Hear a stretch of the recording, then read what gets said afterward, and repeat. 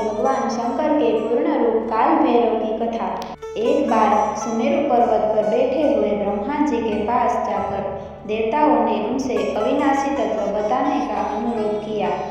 शिव जी की माया से मोहित ब्रह्मा जी उस तत्व को न जानते हुए भी इस प्रकार कहने लगे, मैं ही संसार को उत्पन्न करने वाला स्वयंभू अजन्मा एकमात्र ईश्वर अनादि भक्ति ब्रह्म घोर निरंजन आत्मा हूँ।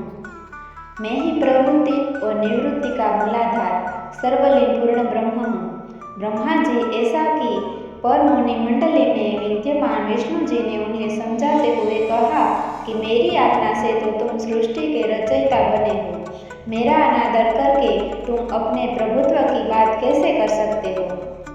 इस प्रकार ब्रह्मा और विष्णु अपना अपना प्रभुत्व स्थापित करने लगे और अपने पक्ष के समर्थन में शास्त्र वाक्य उद्धृत करने लगे। अंततः वेदों से पूछने का निर्णय हुआ तो स्वरूप धारण करके आए चारों वेदों ने क्रमशः अपना मत इस प्रकार प्रकट किया। ऋग्वेद, जिसके भीतर समस्त भूत निहित है तथा जिससे सब कुछ प्रवृत्त होता है और जिसे परमात्मा कहा जाता है, वह एक स्वरूप रुद्र ही है। यजुर्वेद, जिसके द्वारा हम वेद भी प्रामाणिक होते हैं तथा जो ईश्वर के संपूर्ण यज्ञों तथा योगों से भजन किया जाता है, सबका दृष्टा वह एक शिव ही है। सामवेद, जो समस्त संसारी जनों को भरमाता है, जिसे योगी जन ढूंढते हैं और जिसकी भांति से सारा संसार प्रकाशित होता है, वे एक त्र्यंबकम शिव जी ही है। अथर्ववेद, जिसकी भक्ति से साक्षात्कार होता है और जो सब या सुख दुख अतीत अनादि ब्रह्म है, वे केवल एक शंकर ही है। विष्णु ने वेदों के इस कथन को प्रताप बताते हुए नित्य शिवा के रमण करने वाले दिगंबर पीतवर्ण धूलि दूसरित प्रेमनाथ कुवेटाधारी सर्वावेष्टित रूपनवाही निशंग शिव जी को पर ब्रह्म मानने से इनकार कर दिया। ब्रह्मा विष्णु विवाद को सुनकर ओमकार ने शिव जी की ज्योति नित्य और सनातन पर ब्रह्म बताया, परंतु फिर भी शिव माया से मोहित ब्रह्मा विष्णु की बुद्धि नहीं बदली।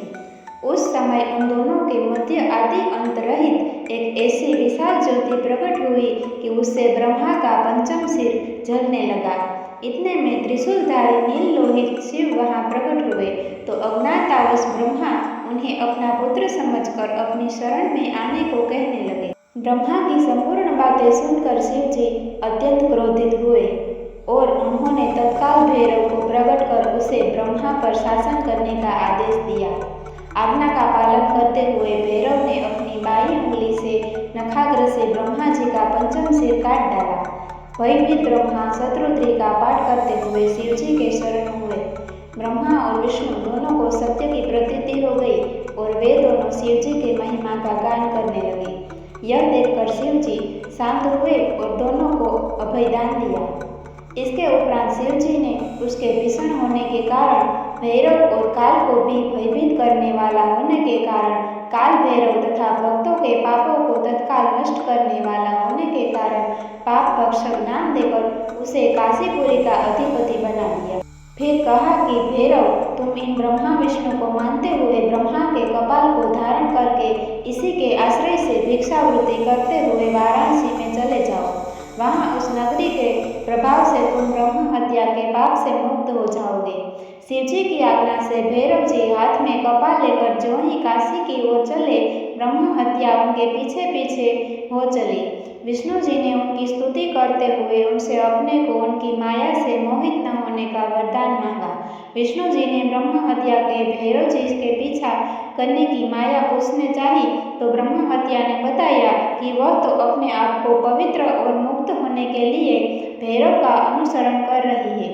भैरव जी जो काशी पहुँचे तो ही उनके हाथ से चिमटा और कपाल छूटकर पृथ्वी पर गिर गया और तब से उस स्थान का नाम कपाल मोचन तीर्थ पड़ गया।